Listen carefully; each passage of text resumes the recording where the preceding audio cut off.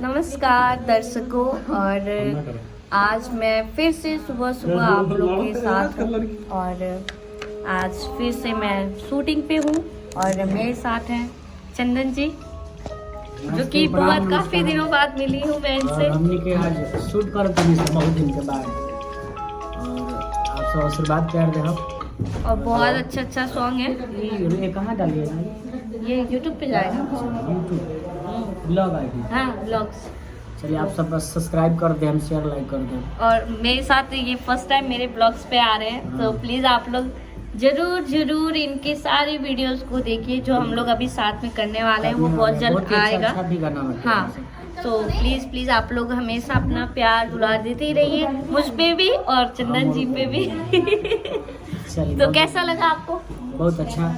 काफी दिनों बाद आप आज दिल्ली में आए, बहुत दिनों बाद। वरना कहाँ थे आप? इलेक्शन में बिजी थे। वही लड़ रहे थे जिला पार्टी।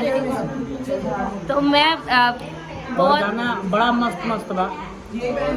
आज टिकुली के आप सब हमनी के आशीर्वाद प्यार देनी, हम आशा करता नहीं कि आप सबके एगो गाना के आप सब दे हो।